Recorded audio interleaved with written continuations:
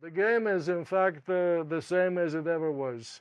It's about creating access to this ball from the area to the point.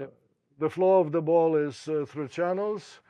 You don't see them, but the channels are physically uh, constructed or built out of the players that move, and the ones with the ball, meaning the offense, are opening the channels. The defense is constantly trying to close the channels. But during every phase of the game, the ball makes progress. Rarely, in soccer, rarely, in basketball, frequently, it makes it all the way through the hoop. Um, and that's why you see that the ball, sorry, the flow itself is hierarchical, meaning the channels form a tree, and the tree is the branches of the tree are flailing in the wind, because of all this movement of the players. Um, that You see the players, but you don't see the cracks on the floor. That meaning the spacings, uh, the channels. You don't see them. But as a player, if you really pay attention to the game and also to yourself, uh, the coach doesn't explain it the way I explain it, Mm. but as a player, you feel the ease of the ball when you have a teammate that knows how to pass, uh, or a teammate. It mentioned Steve Curry, who knows how to throw a long pass, uh, and that is a big channel instantly.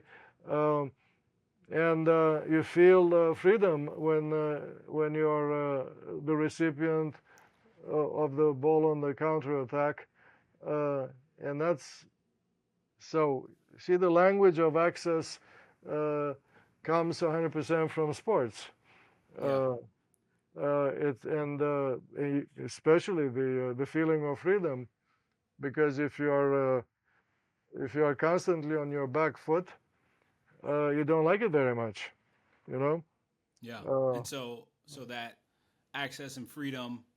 I mean, I talk about or think about sometimes of great players being able to create gravity. I know you've heard the term gravity, where Shaq, they throw Shaq the ball in the paint, and he draws all these other people to him, opening up the channels more right, right. fluidly for his teammates. Same with Steph Curry. He's out at the half court line, drawing attention and gravity from your Correct, team correct. Yeah. to open up to where when I pass to you, you have a little bit more access to open So channels because I've created space between you and shows your you. defender who's Yeah, blocking yeah. that Correct. path, Yeah, right? you speak like a player.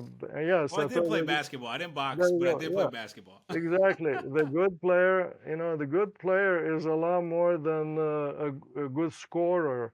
A good player is affecting those channels simply by being present, Mm. and uh, and the defense is always unsure of what this person will do. That's number one, and because it's not that confident, the defense then commits the stupidity of being attracted by this player, even though eventually he passes the ball to the open teammate. Mm. Uh, so the it's all wonderful. Number one, for everybody on both sides of the ball, because the game keeps moving on. But in my life, this story that we just told is a it makes me understand really well how society functions. Society is the same thing, much more complicated. There's an immense number of ball games on every time. For example, the ball game of going to high school, the ball game of going to the university, the ball game of finding a job, the one of finding a wife, all these things that are in front of you, and you have to make decisions for yourself, which really mean for yourself to liberate the channels in front of you, to make them wider and longer and safer for you. in your life. Your life is a movement. Your life is, and you belong to a flow system called society, in which you're much better off if you keep moving, as opposed to being lost in some side branch of a really, really big river.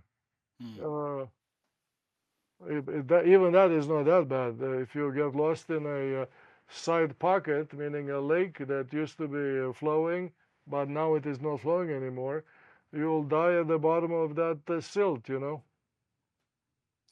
Yeah. All these things, complicated as they are in or as they may be in sociology, are easy to watch in sports, but they're even better